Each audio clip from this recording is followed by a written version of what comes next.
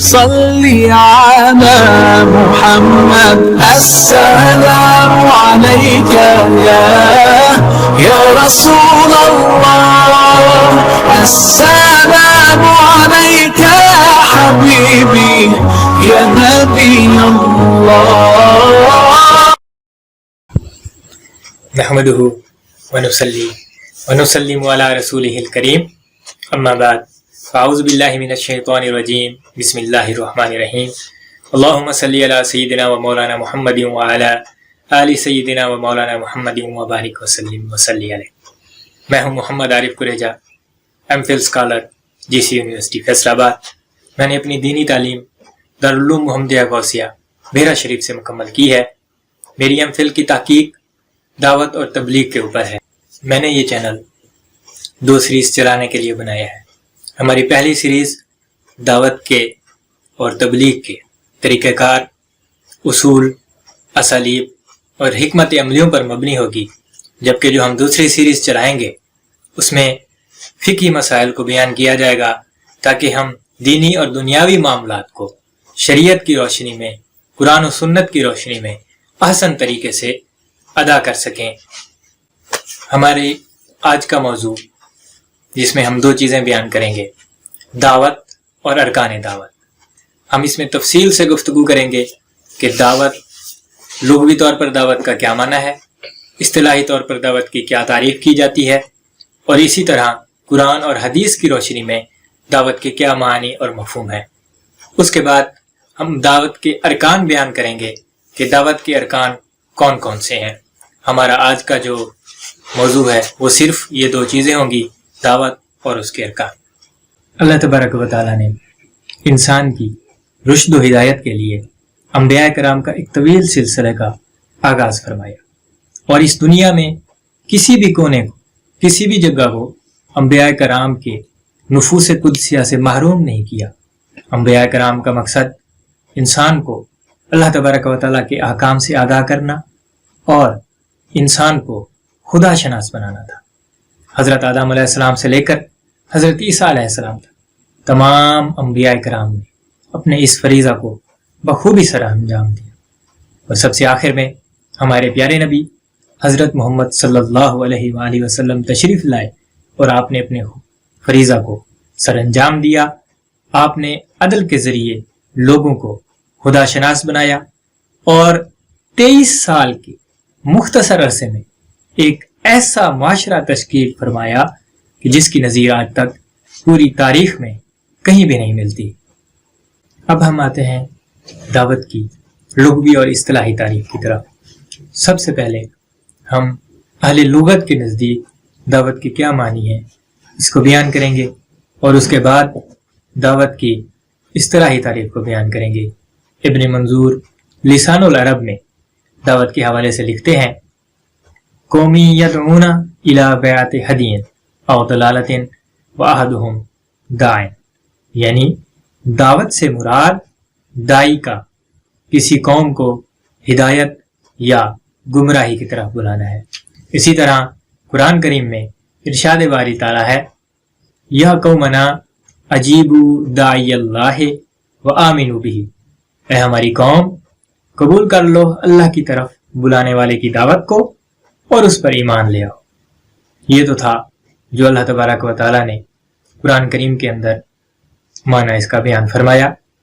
اس کے بعد ابن اسیر جزری دعوت کو کچھ ان الفاظ میں بیان کرتے ہیں، فی کتاب رسول اللہ صلی اللہ علیہ وسلم لہرقل ادعوک بدعایت الاسلام وہی کلمۃ الشہادت التی یدعو الیہا اہل الملک الکافر، یعنی رسول اللہ صلی اللہ علیہ وآلہ وسلم نے ہرقل کی طرف جو خط لکھا تھا اس میں آپ علیہ السلام نے ارشاد فرمایا، ادعوک بدعایت الاسلام، اس سے مراد اسلام کی دعوت ہے، اس سے مراد کلمہ شہادت ہے جس کی طرف کافروں کے بادشاہ کو دعوت دی گئی۔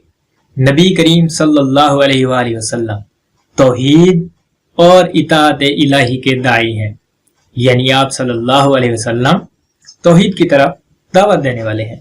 اب یہاں سے ہمیں یہ معلوم ہوتا ہے کہ دعوت کا معنی احکام الہی کو لوگوں کے درمیان نشر کرنا احکام الہی کو لوگوں کے درمیان پھیلانا ہے۔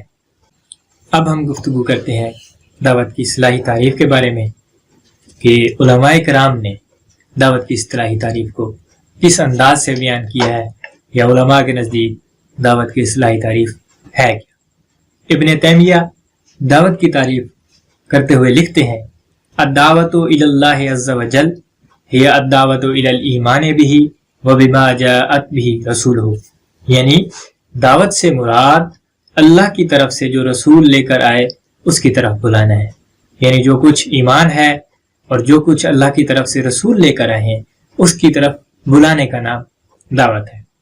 دکتور متولی یوسف شلوی یہ دعوت کی تعریف کچھ اس طرح سے بیان کرتے ہیں: فالدعوت ہی حرکت احیاء للنظام الالہی الذی انزلہ اللہ تعالی علی نبیہ الکریم صلی اللہ علیہ وآلہ وسلم، یعنی دعوت نظام الہی کو پھیلانے کا نام ہے جو اللہ کریم نے نبی کریم صلی اللہ علیہ وآلہ وسلم پر نازل فرمائی۔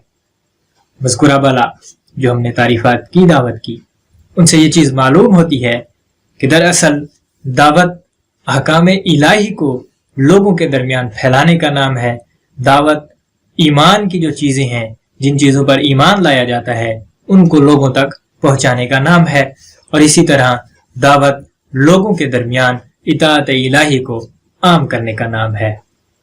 اللہ تبارک و تعالیٰ نے قرآن کریم کے اندر دعوت کی اہمیت، دعوت کے اصول اور دعوت کے طریقہ کار کو تفصیل کے ساتھ بیان فرما دیا ہے، اور رسول اللہ صلی اللہ علیہ وسلم نے دعوت کے ہر پہلو پر روشنی ڈالی ہے۔ قرآن کریم کے اندر دو طرح کی آیات مقدسہ موجود ہیں۔ پہلی تو وہ جن میں دعوت کی طرف توجہ دلائی گئی ہے، اور دوسری وہ آیات ہیں جن میں دعوت کے طریقہ کار کو اور دعوت کی ترتیب کو بیان کیا گیا ہے۔ اگر ہم ان دو قسم کی آیات مقدسہ کی روشنی میں چلتے ہیں تو ہماری دعوت اور تبلیغ دونوں بہت ہی آسان طریقے سے ہم اپنے فریضے کو انجام دے سکیں گے۔ قرآن کریم میں ارشاد باری تعالیٰ ہے: یا ایھا الرسول بلغ ما انزل الیک من ربک وان لم تفعل فما بلغت رسالتہ واللہ یعصمک من الناس۔ اے رسول صلی اللہ علیہ وسلم، پہنچا دیجئے جو اتارا گیا ہے آپ کی طرف آپ کے پروردگار کی جانب سے، اور اگر آپ نے ایسا نہ کیا تو نہیں پہنچایا آپ نے اللہ تعالیٰ کا پیغام، اور اللہ تعالیٰ بچا لے گا آپ کو لوگوں کے شر سے۔ آپ صلی اللہ علیہ وآلہ وسلم کو فرمایا گیا ہے کہ جو کچھ آپ صلی اللہ علیہ وآلہ وسلم پر نازل کیا گیا اس کو لوگوں تک پہنچایا جائے، تاکہ لوگ احکام الہی سے واقف ہوں اور ان کو آسان طریقے سے انجام دے سکیں۔ آپ صلی اللہ علیہ وآلہ وسلم نے دین اسلام کو ہر گوشے میں پہنچایا۔ اسی طرح قرآن کریم میں دعوت کے طریقہ کار کو وضاحت کے ساتھ بیان کیا گیا ہے۔ اللہ تعالیٰ کا فرمان ہے: ادعو الی سبیل ربک بالحکمت والموعظۃ الحسنہ وجادلہم باللتی ہی احسن۔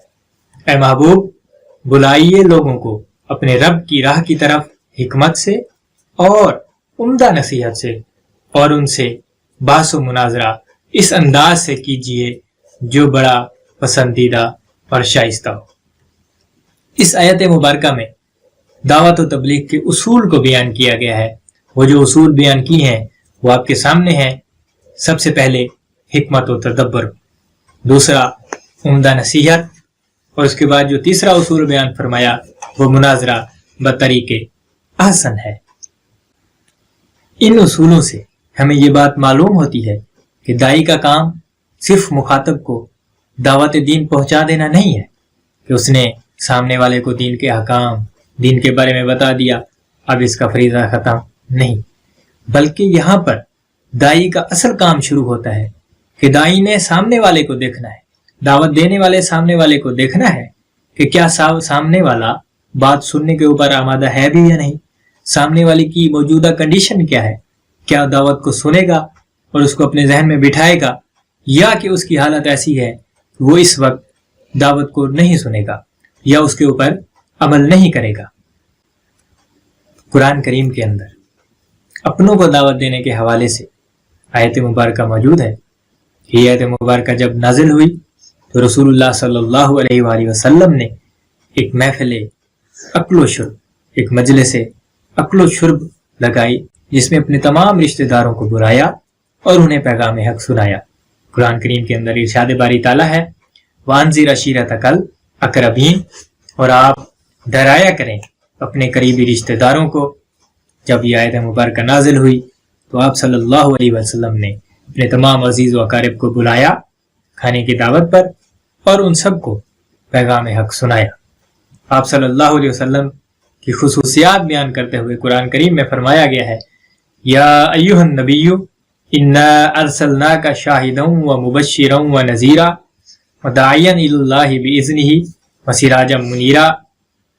اے نبی مکرم، ہم نے بھیجا ہے آپ کو سب سچائیوں کا گواہ بنا کر اور خوشخبری سنانے والا اور بر وقت ڈرانے والا اور دعوت دینے والا اللہ کی طرف اس کے اذن سے اور آفتاب روشن کر دینے والا.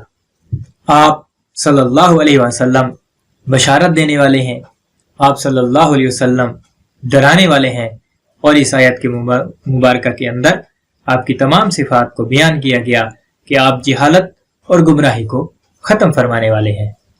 اور وہ لوگ جنہوں نے آپ صلی اللہ علیہ وآلہ وسلم کی دعوت کو قبول نہ کیا، دعوت کی طرف کان نہ دھرے، ان لوگوں کے بارے میں اللہ رب العزت کا ارشاد ہے فَإِن تَوَلَّيْتُمْ فَاعْلَمُوا أَنَّمَا عَلَىٰ رَسُولِنَا الْبَلَاغُ الْمُبِينُ، اور اگر تم نے روگردانی کی تو خوب جان لو کہ ہمارے رسول کا فرض تو بس پہنچا دینا ہے کھول کر ہمارے احکام کو.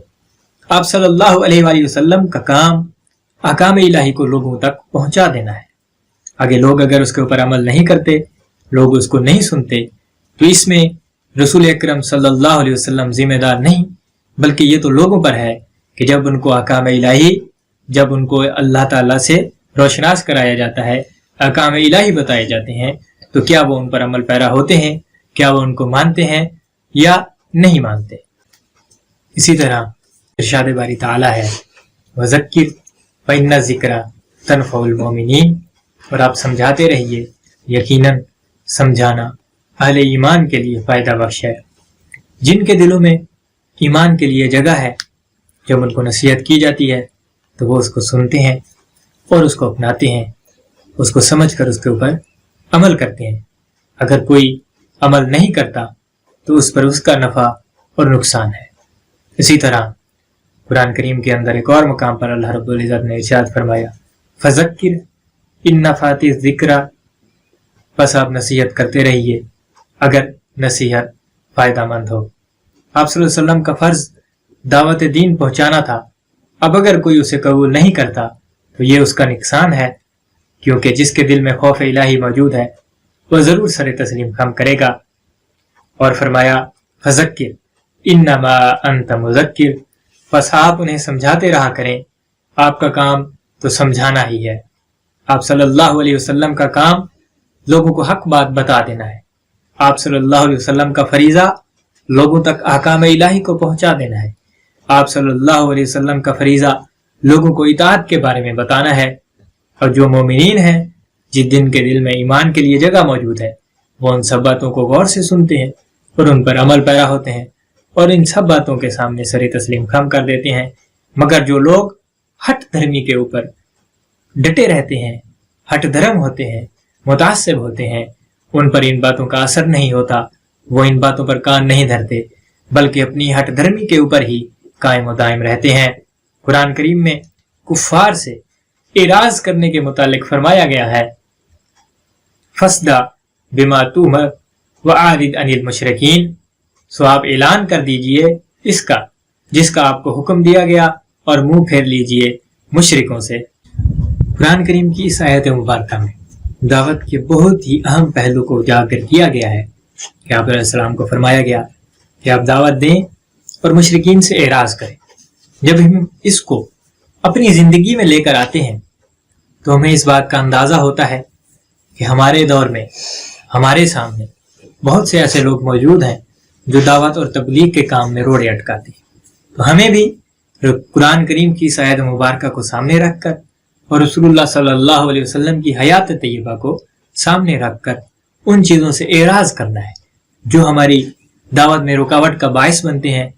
وہ لوگ جو ہماری دعوت کو نہیں سنتے اور اس کا مذاق بناتے ہیں تو ہمیں ان کی باتوں پر کان نہیں دھرنے، بلکہ قرآن کریم کی اس آیت کے تحت ہم نے ان لوگوں سے اعراض کرنا ہے اور اپنی دعوت اور تبلیغ کے اس کام کو جاری اور ساری رکھنا ہے تاکہ ہماری یہ دعوت بہت سے زیادہ لوگوں تک پہنچے اور وہ لوگ اپنی اصلاح کر کے اپنے آپ کو اللہ سے روشناس کرائیں۔ عہد نبوی میں دعوت حق کی نشر و اشاعت کے بعد امت مسلمہ پر یہ فرض ہے کہ وہ اس دعوت کو جاری اور ساری رکھے۔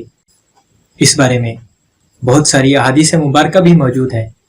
رسول اللہ صلی اللہ علیہ وآلہ وسلم کا ارشاد پاک ہے، یعنی جو لوگ موجود ہیں وہ ان لوگوں تک پہنچائیں جو لوگ موجود نہیں ہیں۔ ہو سکتا ہے کہ جس تک بات پہنچے ان میں کوئی ایسا بھی ہو جو بات کو زیادہ محفوظ رکھ سکتا ہو۔ ایک اور مقام پر ارشاد فرمایا، بلغوا انی ولو آیۃ، یعنی مجھ سے علم آگے پہنچاؤ اگرچہ وہ ایک آیت ہو۔ دائی کے لیے لازم ہے کہ وہ مدعوین یعنی جن کو دعوت دی جا رہی ہے ان تک دعوت حق کو پہنچائے۔ اسی طرح خیبر کے دن آپ صلی اللہ علیہ وآلہ وسلم نے حضرت علی رضی اللہ عنہ کو ارشاد فرمایا، جب میدان جنگ میں جاؤ تو میدان میں اتر کر پہلے انہیں اسلام کی دعوت دو اور انہیں بتاؤ کہ ان پر اللہ کا کیا حق واجب ہے، اگر وہ نہ مانے تو ان کے ساتھ جنگ کرو۔ رسول اللہ صلی اللہ علیہ وآلہ وسلم کے ان فرمودات سے ہمیں دعوت کی اہمیت کا اندازہ ہوتا ہے کہ اگر میدان جنگ بھی ہے وہاں پر بھی دعوت دیے بغیر جنگ نہیں کریں، بلکہ پہلے لوگوں کو بلائیں، پہلے لوگوں کو تبلیغ کریں کہ شاید کہ وہ اللہ کو مان لیں، لیکن پھر جب وہ ہٹ دھرمی پر اڑے رہیں، جب وہ اللہ کو نہیں مانتے، احکام الہی کی پاسداری نہیں کرتے، تو پھر ان سے جنگ کی جائے۔ یہ سب سے اہم بات ہے۔ دعوت کی اہمیت کو یہ حدیث مبارکہ اجاگر کرتی ہے کہ کسی بھی مرحلہ میں، کسی بھی رکاوٹ کے باوجود دعوت کو نہیں چھوڑنا، بلکہ دائی کا کام دعوت دینا ہے، دائی کا کام دعوت کو آگے پہنچانا ہے، دائی کا کام لوگوں کو تبلیغ کرنا ہے۔ اب ہم دعوت کے ارکان کے بارے میں گفتگو کرتے ہیں۔ دعوت کے بنیادی طور پر 4 ارکان ہیں۔ سب سے پہلے دائی یعنی دعوت دینے والا، اس کے بعد مدعو الیہ یعنی جس کی طرف دعوت دی جاتی ہے، جس کی طرف بلایا جاتا ہے، جس کے احکام کو بتایا جاتا ہے۔ اس کے بعد تیسرا مدعو یعنی جس کو دعوت دی جاتی ہے، اور آخر میں اسالیب دعوت یعنی دعوت کے دینے کے اسلوب کون کون سے ہیں، دعوت دینے کے طریقہ کار کون کون سے۔ رسول اللہ صلی اللہ علیہ وآلہ وسلم آخری نبی ہے۔ آپ صلی اللہ علیہ وآلہ وسلم کے بعد کوئی نبی نہیں آ سکتا، اور اب یہ فریضہ آپ صلی اللہ علیہ وآلہ وسلم کو کی امت کو نبھانا ہے۔ ویسے تو ہر فرد اس اعتبار سے دعوت دینے والا ہے، مگر وہ لوگ جو دعوت اور تبلیغ کو اپنا فریضہ بنا لیتے ہیں، وہ لوگ جو دعوت اور تبلیغ کو اپنا اوڑھنا بچھونا بنا لیتے ہیں، انہیں دائی کہا جاتا ہے۔ دائی کا مطلب دعوت دینے والا۔ اور دوسرا جو دعوت کا رکن ہے وہ ہے مدعو الیہ یعنی جس کی طرف دعوت دی جائے۔ فطرت انسانی کا تقاضا یہ ہے کہ اللہ جو کہ خالق کائنات ہے اس کی وحدانیت پر ایمان لایا جائے۔ اس کی وحدانیت کا انکار کرنا یہ فطرت کے خلاف ہے۔ اللہ رب العزت نے اسی لیے انبیاء کرام کو مبعوث فرمایا۔ انبیاء کرام کی بعثت کا مقصد لوگوں کو دین حق کی باتوں کو پہنچانا اور ایک اللہ پر ایمان لانے کی دعوت دینا ہے۔ تمام انبیاء کرام علیہ السلام نے لوگوں کو ایک اللہ کی طرف بلایا کہ عبادت کے لائق صرف اور صرف اسی کی ذات ہے، اس کے ساتھ کوئی شریک نہیں ہے۔ اور جو لوگ شرک کرتے ہیں، جو لوگ اللہ کے ساتھ کسی کو شریک ٹھہراتے ہیں، وہ بہت بڑا گناہ کرتے ہیں اور ظلم کرتے ہیں۔ تمام گناہوں کی معافی مل سکتی ہے مگر شرک کی معافی نہیں مل سکتی۔ اسی لیے مکی عہد رسالت صلی اللہ علیہ وآلہ وسلم میں آپ صلی اللہ علیہ وآلہ وسلم کے مکی دور میں کفار مکہ نے جو آپ کو تکالیف دیں ان سب کے پیچھے یہی سبب کار فرما تھا کہ آپ صلی اللہ علیہ وآلہ وسلم کفار کے معبودان باطل کا انکار کرتے رہے اور انہیں ایک اللہ کی طرف دعوت دیتے رہے، انہیں اللہ کی طرف بلاتے رہے، جس کی وجہ سے وہ آپ صلی اللہ علیہ وسلم کے دشمن بن گئے۔ چنانچہ قرآن کریم میں ارشاد باری تعالیٰ ہے ادعو الی سبیل ربک، اے محبوب بلائیے لوگوں کو اپنے رب کی راہ کی طرف۔ دائی کا کام اللہ تعالیٰ کی طرف دعوت دینا ہے، جس طرح کہ انبیاء کرام علیہ السلام نے لوگوں کو اللہ کی طرف بلایا، اللہ کے راستے کی طرف دعوت دی کہ اللہ ایک ہے، اس کے علاوہ کوئی معبود نہیں۔ اسی طرح دائی کی دعوت کی بنیاد اللہ رب العزت ہے کہ دائی اللہ رب العزت کی طرف دعوت دے کہ اللہ ایک ہے، اس کے سوا کوئی معبود نہیں، اور محمد صلی اللہ علیہ وآلہ وسلم اللہ تعالیٰ کے رسول ہیں۔ دعوت کا تیسرا رکن مدعو ہے، مخاطب، یعنی جس کو دعوت دی جائے۔ اللہ تبارک و تعالیٰ کی طرف بلانا یہ قیامت تک کے تمام انسانوں کے لیے عام ہے، یہ کسی زمانہ یا کسی خاص طبقہ یا خاص لوگوں کے لیے نہیں بلکہ عام ہے۔ ہر انسان کو دعوت ملنی چاہیے، ہر انسان کو اللہ رب العزت کے احکام کے متعلق بتانا چاہیے۔ اب یہاں پر سب سے اہم بات، دائی یہ نہ سمجھے کہ لوگ جب اس کی مسجد میں آئیں گے تو وہ لوگوں کو دعوت دے گا، لوگ جب اس کے گھر کے قریب آئیں گے تو وہ تب لوگوں کو تبلیغ کرے گا، نہیں، بلکہ وہ لوگوں کی تلاش میں نکلے، وہ لوگوں کی تلاش میں جائے اور دیکھے کہ کس کو دعوت کی ضرورت ہے، کس کو دعوت و تبلیغ کرنی ہے، اور انہیں اللہ کے راستے کی طرف بلائے۔ رسول اکرم نور مجسم عقائد عالم صلی اللہ علیہ وآلہ وسلم مختلف وفود اور قبائل کی طرف جاتے اور انہیں دین حق کا پیغام سناتے۔ اب یہاں پر ایک اور بات بھی ضروری ہے کہ دائی کسی کو کم تر یا حقیر نہ سمجھے۔ معاشرے میں جو کوئی بھی موجود ہے اس کو بہت ہی آسان اور پیار بھرے طریقے سے دعوت دے، کسی کو کم تر یا حقیر نہیں سمجھنا، اور معاشرے میں مختلف طبقے کے جو لوگ ہیں ان کو ان کے مراتب کے مطابق مخاطب ہو، جس کا جو طبقے میں مرتبہ ہے اس کے ساتھ اسی انداز سے گفتگو کرے اور کسی کو بھی کسی طرح سے حقیر نہ جانے۔ اور سب سے اہم بات کہ دائی کو ایک طبیب حاذق کی طرح پیش آنا چاہیے، کیونکہ اس سے ملنے والے جن کو وہ دعوت دے گا ان میں مختلف مذاہب کے لوگ ہوں گے، ان میں عیسائی بھی ہوں گے، ان میں یہودی بھی ہوں گے، ان میں ہندو بھی ہوں گے، اور کچھ ایسے مسلمان بھی ہوں گے کہ جن کی تربیت کرنا لازم ہے۔ تو دائی کو ایک ایسے ڈاکٹر کی طرح مرض کی تشخیص کرنی چاہیے کہ دائی پہچان سکے کہ اس کو مرض کیا ہے، اس کی دعوت کیسے دینی ہے، اور یہی حکمت کا تقاضا ہے۔ حکمت اسی چیز کا نام ہے کہ دائی کو معلوم ہو جائے کہ سامنے والا کس طرح کا ہے، اس کا علمی معیار کیا ہے، اس کے سننے کا انداز کس طرح ہے، وہ لوگوں سے کس طرح پیش آتا ہے، اور اس کے مطابق ہی وہ اس کو دعوت دے۔ اب کچھ اہم چیزیں ہیں جن کو دائی کو پیش نظر رکھنا ہوگا۔ سب سے پہلے دائی اپنی اصلاح کرے، اس کے بعد دائی اپنے اہل و عیال اور خاندان والوں کو دعوت دے تاکہ اس کا گھر بھی اس کی دعوت کے زیر اثر ہو۔ دائی معاشرے میں بھلائی کی نشر و اشاعت کرے اور حکمت کے ساتھ معاشرے سے رذائل کا کلا کما کرے اور معاشرے میں نیکی کو عام کرے۔ غیر مسلموں کو شریعت اسلامی اور حق تعالیٰ کی طرف بلائے تاکہ معاشرے سے فتنہ ختم ہو اور دین اسلام کا جھنڈا لہرائے۔ دعوت کا چوتھا اور آخری رکن دعوت کے اسالیب ہیں، یعنی لوگوں کو دعوت دینی کس طرح ہے اور دعوت کے طریقہ کار کون کون سے ہیں۔ سب سے پہلے تو دائی کو اس میں ماہر ہونا چاہیے تاکہ وہ جان سکے کہ دعوت الی اللہ اور دعوت الی احکام اللہ لوگوں کو احسن انداز میں کس طرح پہنچانی ہے۔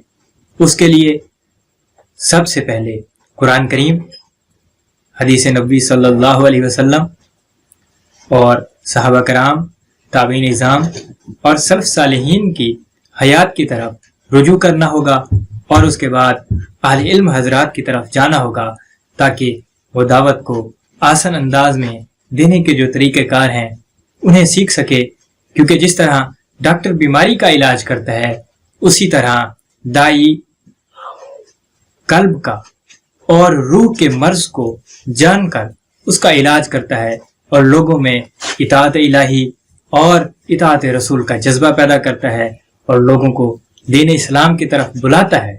وہ لوگوں کے احکام الہی سے آگاہ کرتا ہے تاکہ وہ خدا شناس بنے اور اپنے رب کی عبادت آسان طریقے سے کریں۔ دعا ہے کہ اللہ رب العزت ہم سب کو دعوت کو صحیح معنی میں سمجھ کر اسے لوگوں تک پہنچانے کی توفیق عطا فرمائے۔ وآخر دعوانا ان الحمدللہ رب العالمین۔